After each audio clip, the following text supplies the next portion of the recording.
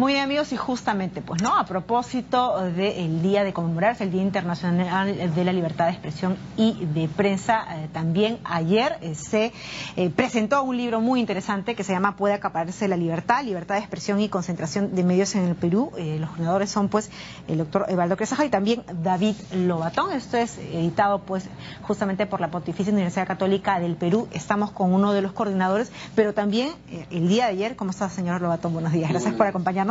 El día de ayer, coincidentemente, ¿no? Y yo le decía, no existen coincidencias ni Dios conoce de casualidades, el día de ayer se dio lectura de sentencia a Rafa León, periodista que ha sido, pues, acusado de difamación por escribir una columna de opinión en la cual, pues, de alguna manera criticaba una columna que se había escrito con anterioridad en el año 2014, que se lanzaban críticas bastante ácidas y duras contra la que en su momento fue, pues, alcaldesa de Lima, ¿no? La señora Marta Meyer Miro Quesada entabló esta denuncia y, bueno, pues, de alguna manera la justicia le ha dado la razón a ella, diciendo que en efecto Rafa León la ha difamado por opinar en su columna con críticas que algunos señalan, pues, que fue bastante excesivo. ¿Cómo está? Gracias por acompañarnos. Y en principio, ¿cuál es la opinión en relación a esta, no sé si sentencia, porque al final sé que la jueza se ha reservado el fallo condenatorio? Es una decisión judicial, ¿no? Una decisión judicial. Mira, sin duda es una decisión muy grave. Considero que es una espada de Damocles para la libertad de expresión. Y va en contra de lo que el Perú se ha obligado a nivel internacional en materia de derechos humanos. Así es. Es decir, la jurisprudencia interamericana, tanto de la Comisión como de la Corte Interamericana, de la cual Perú es parte, considera que ese tipo de decisiones judiciales, de difamación, etcétera, son una violación indirecta a la libertad de expresión por diversos motivos. Y por eso es que hace ya mucho tiempo la Comisión Interamericana en sus informes ha recomendado a todos los Estados miembros de la OEA lo que conocemos como la despenalización de las sanciones por los excesos de la libertad de expresión. Ahora, sin duda, caso contrario es lo que se va a ver el día de mañana en el Congreso de la República, ¿no? Entiendo que hoy o mañana, elevar, se pretende elevar la sanción, lo cual es peligrosísimo, y vuelvo a repetir, ven contra una tendencia en la región. Es decir, esta recomendación de la Comisión Interamericana ha sido atendida progresivamente por varios países que han ido despenalizando la sanción a los excesos que evidentemente puede perpetrar algún ciudadano, un periodista en el ejercicio de la libertad de expresión. La libertad de expresión no es un derecho absoluto, pero sin duda sí es una base fundamental para la democracia. Y eso es bien importante para los televidentes. ¿Por qué es base fundamental para la democracia? Porque permite la circulación de ideas e información. Y es la única forma que el ciudadano y la ciudadana pueda formarse una opinión para evaluar la gestión pública, para elegir en un proceso electoral. Por eso es tan importante la libertad de expresión, tan es así que la Comisión Interamericana tiene una relatoría especial en relación a ese tema. Ahora, señor Lobatón, antes de ver justamente, ¿no? Lo cual está inmerso, pues, este libro de Puede acapararse la libertad, en la cual se habla, pues, de que este debate está poco informado, incluso por quienes no son los especialistas de este tema, yendo precisamente al caso de Rafa León. Esta es una situación en la cual ahora el periodista, pues, está como que llamado a autocensurarse, porque si bien la jueza se ha reservado de dar la sentencia, le ha dado un plazo de 1 año para que él, digamos, modere su comportamiento, ¿no? Que tenga buena conducta. Ahora, el buena conducta es bastante subjetivo, tomando en cuenta en principio que también ha sido condenado por escribir una opinión que es propia de su subjetividad y subjetividad que tiene cualquier persona cuando emite una opinión, ¿no? Me gusta, no me gusta, y me gusta por eso, no me gusta por esto. Entonces, es una nebulosa, yo ¿no? me he tomado el trabajo ayer de volver a leer la columna de leer y releer, León, incluso. ¿no?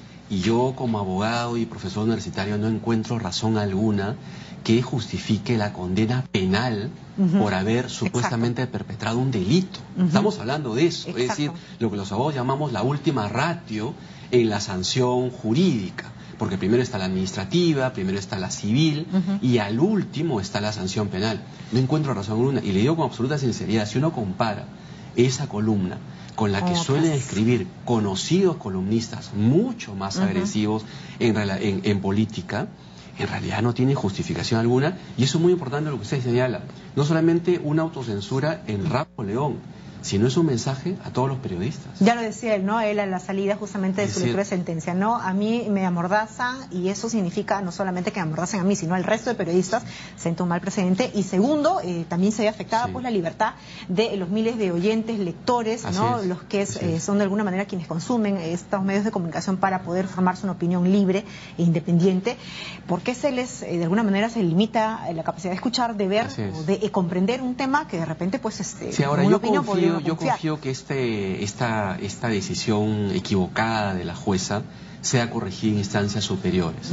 Y lo digo porque además los antecedentes de la libertad de expresión en materia judicial en el Perú han sido desaguisados judiciales en primera instancia, que son luego reparados o corregidos en la Corte Suprema, y eventualmente, de no ser así, inclusive creo que Rafa León tendría la oportunidad de recurrir a la justicia constitucional y que el Tribunal Constitucional, que sí tiene también jurisprudencia en relación a este tema, corrija, porque en verdad, vuelvo a insistir, es un mal precedente que yo confío en verdad que en instancias superiores sea corregido. Ahora, podría acudir incluso a instancias internacionales, tomando en cuenta pues de que es una llamada alerta al que se está haciendo constantemente, incluso si es que uno revisa pues situaciones similares que se han presentado en la región, ¿no? Estamos hablando de Venezuela, Ecuador, situaciones, Argentina mismo, en la cual uno dice, ese no es el camino correcto por el cual uno tenga que ir viviendo supuestamente en democracia. Por supuesto, sí, digamos, parte de medir la calidad de la democracia es la forma en que un país determinado cautela su libertad de expresión. Y yo tengo conocimiento que inclusive este caso ya ha tomado cartas en el asunto la Relatoría de Libertad de Expresión de la Comisión Interamericana, que seguramente se estará pronunciando en los próximos días y pidiendo un informe al gobierno peruano, porque de verdad que es gravísimo lo que ha sucedido. Yo le comentaba antes de iniciar la entrevista, si eso se hace con un periodista tan conocido como Rafa León, ¿qué podemos esperar de periodistas del interior del país, que además se juegan el pellejo con crimen organizado, con autoridades corruptas? Que hacen una batalla no silenciosa, muy propia, muy solitaria, muchas veces en las jurisdicciones donde les toca vivir, pues, ¿no? Así es. Entonces sí, es preocupante y vuelvo a insistir, creo que es importante que la ciudadanía siga estando atenta a este caso, no solo por Rafa León, ciertamente, sin duda, él, Fernando Valencia, otro caso, sino en general por la libertad de expresión en el Perú.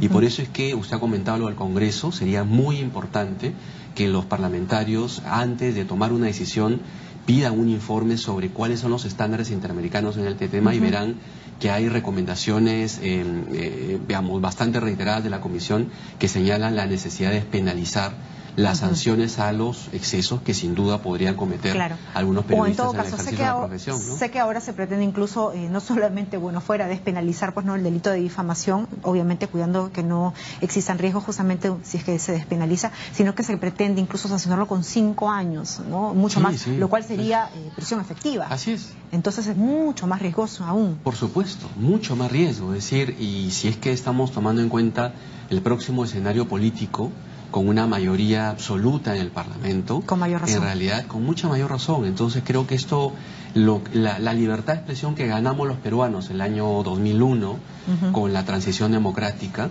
en la que con anterioridad a los medios hubo una concentración criminal de los medios de comunicación por lo bajo, creo que no hay que perderlo. Es un activo que ya estamos viendo en otros casos como Venezuela o Ecuador, donde un deterioro de la libertad de expresión.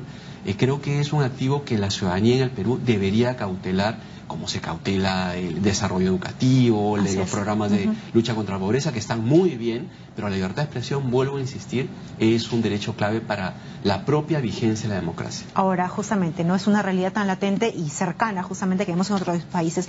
Y a propósito de eso, esta publicación que ustedes han recopilado, porque sabemos que han recogido pues experiencias y justamente opinión, comentario y el análisis de distintos profesionales de varios ámbitos, por eso es multidisciplinario, de puede acapararse la libertad de expresión y concentración de medios en el Perú.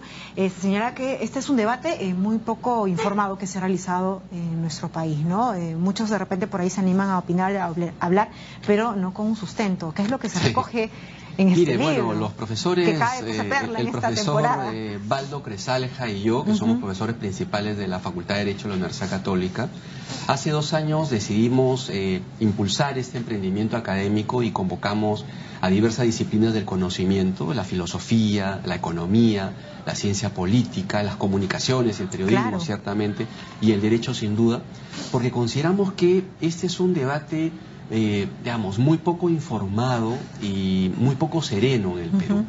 Cuando en algún momento algún experto o líder de opinión ha planteado la necesidad de algún tipo de regulación el mercado de los medios en el Perú, de inmediato ha sido tachado de estatista, claro, o con calificativos mayores. Exacto, ¿no? Y cuando en verdad, si uno mira el libro, hay experiencias de América Latina, de España, de Alemania, de Estados Unidos, de la Unión Europea, que tiene regulaciones comunitarias.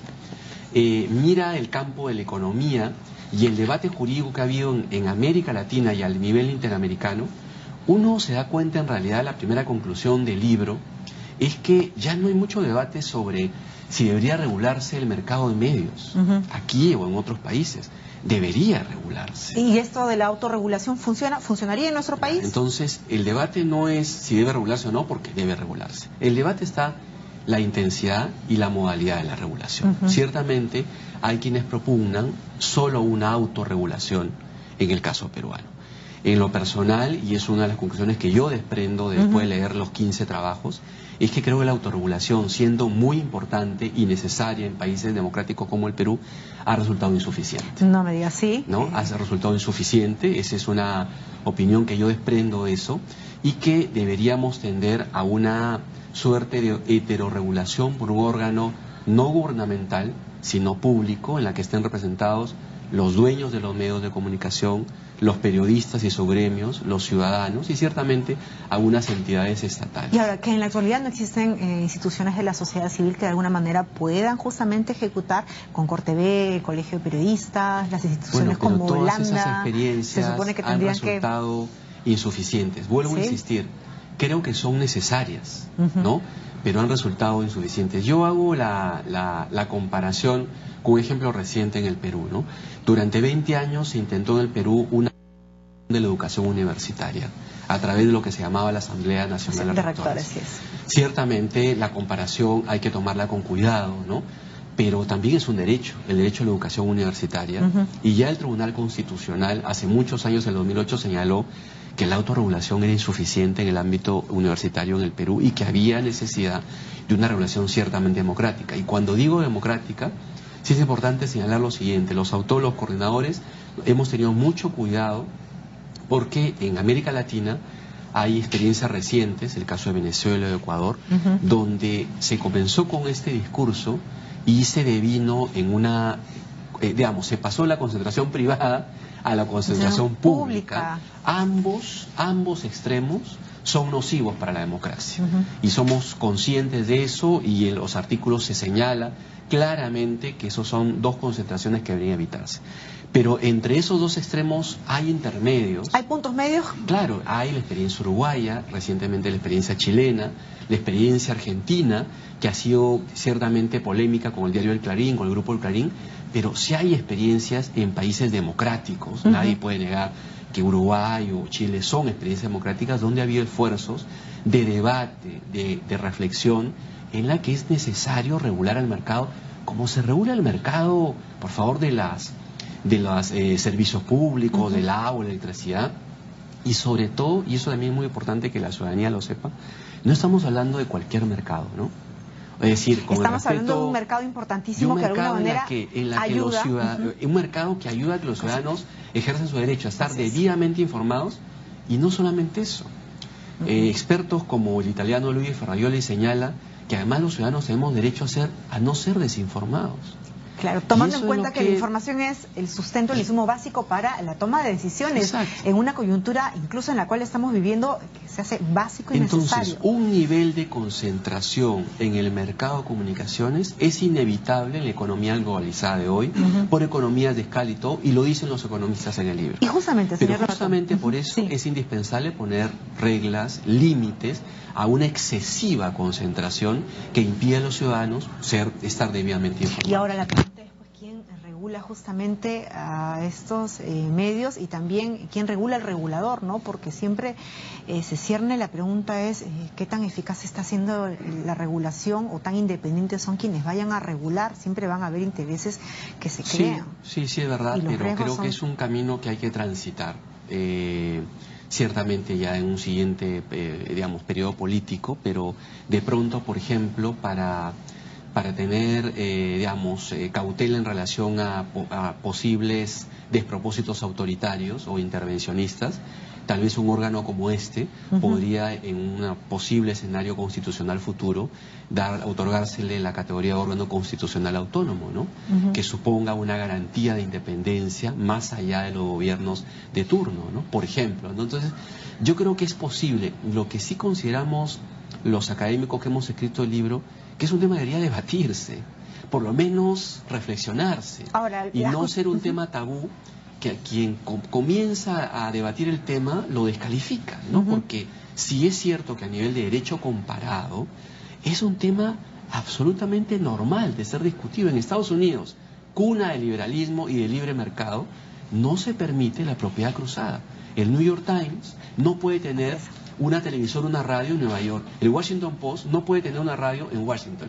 Y es un tema aceptado porque el libre mercado no es libertinaje. El libre mercado supone reglas de juego, pero también regulación, como sucede en otros ámbitos ya en el Perú. Y qué bueno que toques justo ese tema, porque esa iba a ser mi siguiente consulta, ¿no? En relación, hablamos del libre mercado y tenemos que hablar pues del tema del acaparamiento, el tema de la concentración de medios, que de alguna manera sí se puede decir, y era una crítica que surgió hace como 2 años con la adquisición pues del Grupo El Comercio. Así es. ¿Existe o no existe? ¿Cuál es ese riesgo que existe en nuestro país en la actualidad con este grupo comercial tan grande, ¿no? Sí. No solamente lo vemos en medios impresos, sino lo vemos en medios audiovisuales, y escuchábamos incluso por ahí pues algunos columnistas que trabajan para estos medios señalar que lo que no existe es una concentración de medios, sino una concentración en todo caso de lectores, de lectoría o de televidentes, pues, ¿no? Mira, ahí hay que distinguir 2 ámbitos, ¿no? El ámbito de la radiodifusión, prensa televisiva y radial, que ciertamente utilizan un medio o un bien público escaso, sea las ondas radioeléctricas o lo que se llama ahora el dividendo digital. ¿Correcto? Entonces, ese es un ámbito en el cual ciertamente se acepta más pacíficamente la regulación, porque es un bien público, y como bien público es concedido a los particulares que lo ejercen debidamente, pero se acepta la regulación. Y otro ámbito, ciertamente, de la prensa escrita que usted ha señalado, en la cual, y ahí hay un artículo en el libro, que señala que, en verdad, no debería haber límite ni control alguno, porque, en principio, cualquiera puede fundar un periódico, lo cual es cierto, ¿no? Y el lector, digamos, decidirá. La trampa con eso es que es una lógica que, si estuviéramos hablando de producción de hamburguesas o de comida, tal vez sería válida, ¿no? Yo puedo ir al restaurante tal o al restaurante tal. Pero aquí estamos hablando nuevamente de un diario o de una revista o de un semanario que está informando, que está tratando de cumplir un derecho fundamental de los ciudadanos. Digamos que el producto que se vende no es cualquier producto. Exactamente, y por tanto es necesario regular. Adicionalmente, está demostrado que esa prensa escrita concentrada concentra también la publicidad y por tanto genera un círculo o una dinámica en la cual ya muy pocos diarios pueden entrar a ese mercado. Ahora, pero justamente concita la atención no solamente pues de la lectoría, de la publicidad, sino porque es premiada pues con la preferencia de los lectores, y ahí los dueños pueden decir, bueno, yo no tengo la culpa de tener, no sé, yo voy a leerlo así, ¿no? Una calidad mejor que el resto de medios de comunicación y que los lectores escojan. Ya está bien, o digamos, se debe premiar ciertamente el éxito empresarial y el éxito periodístico, eso está fuera de toda duda. Pero yo le pongo el punto siguiente. Somos un país tan diverso en el Perú, tan plural, que a mí me gustaría conocer la opinión con más frecuencia de las comunidades indígenas en las cuales dentro de sus territorios se quiere establecer industrias extractivas. Por lo general lo que se presenta en la prensa es comunidades irracionales que no quieren el desarrollo en el Perú. Ciertamente yo no soy, digamos, contra industrias extractivas, pero me gustaría saber con mayor incidencia, frecuencia, la opinión de esas comunidades. O por favor, lo que ha pasado en el último proceso electoral. Es decir, el sur andino se ha expresado de una manera determinada. ¿No será que está subrepresentado en la prensa nacional. Que no han recogido, pues, ¿no? Todas las voces. Entonces, yo sí creo importante, y eso también es un estándar interamericano, la prensa, tanto escrita como de radiodifusión, debe ser plural y diversa en países sobre todo como el Perú, ¿no? Ahora, y finalmente, señor Lobatón, sé que hay una tendencia actual de que la persona se genere un propio medio de comunicación tomando en cuenta pues el avance de la tecnología y que haga un cruce incluso de información con los distintos medios, ¿no? Por lo general uno consume de repente 2, 3 canales de televisión, ¿no? Por horas nada más, acude pues básicamente a redes sociales para informarse, le ve por ahí, puede leer un medio de comunicación también. Tal vez este cruce de información, este propio generarse sus medios de información, de alguna manera va a dejar de tener o hacerle perder peso pues a estos medios tradicionales que de alguna manera si tienen pues la lectoría o de repente por ahí la preferencia en sintonía. Cuando surge lo que se llama el periodismo ciudadano, es decir, con un celular uno puede hacer una noticia, el caso de Venezuela, claramente, hubo mucho entusiasmo que eso iba a romper el monopolio de la prensa escrita o prensa pública o privada.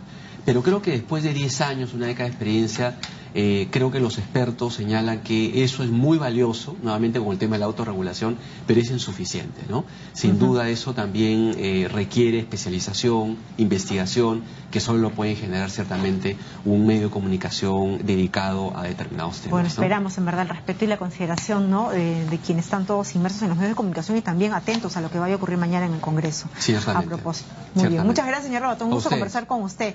Felicitaciones por la publicación, ¿no? Puede acapararse la libertad de expresión y concentración de medios. Me imagino que debe estar justamente pues no en el fondo editorial de la Universidad Pacífico. Sí, también ha sido con el apoyo no solamente de la Facultad de Derecho, sino de la Fundación para el Debido Proceso, que es una organización con sede en Washington que apoya estas iniciativas. Maravillosa publicación. Vamos a estar pues no gustosos de dar lectura a este texto. Muy bien, felicitaciones nuevamente. Gracias.